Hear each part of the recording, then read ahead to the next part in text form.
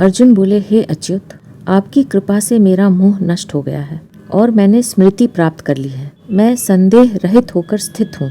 अब मैं आपकी आज्ञा का पालन करूँगा। नष्टो मोह स्मृतिर्लब्धा त्वत्प्रसादात् मयाच्युत।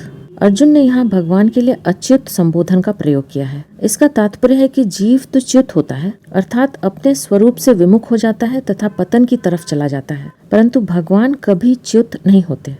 वे सदा एक रस रहते हैं। इसी बात का द्योतन करने के लिए गीता में अर्जुन ने कुल 3 बार अच्युत संबोधन दिया है। पहले अध्याय के 21वें श्लोक में पहली बार अच्युत संबोधन से अर्जुन ने भगवान से कहा कि दोनों सेनाओं के बीच में मेरा रथ खड़ा करो।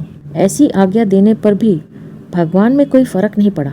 11वें अध्याय के 42वें श्लोक में दूसरी बार इस संबोधन से अर्जुन ने भगवान के विश्व रूप की स्तुति प्रार्थना की, तो भगवान में कोई फर्क नहीं पड़ा।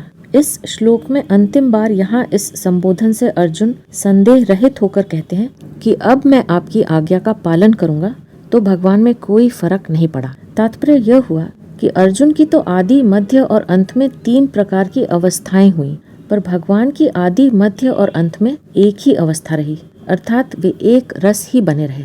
दूसरे अध्याय के 7वें श्लोक में अर्जुन ने शिष्यस्तेहम शाधिमाम त्वाम प्रपन्नम कहकर भगवान की शरणागति स्वीकार की थी। इस श्लोक में उस शरणागति की पूर्णता होती है।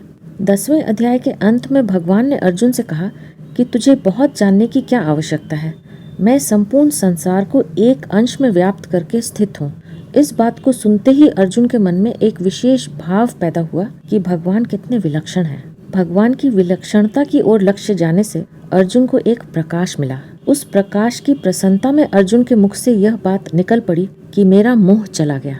मोह यम विगतो मम, 11वें अध्याय का पहला श्लोक। परंतु भगवान के विराट रूप को देखकर जब अर्जुन के हृदय में भय के कारण हलचल पैदा हो गई, तब भगवान ने कहा कि यह तुम्हारा मूढ़ भाव है, तुम व्यथित और मोहित मत हो। माँ ते व्यथा माँ च विमूढ़ भावः, 11वें अध्याय का 49वां श्लोक। इससे सिद्ध होता है कि अर्जुन का मोह तब नष्ट नहीं हुआ था।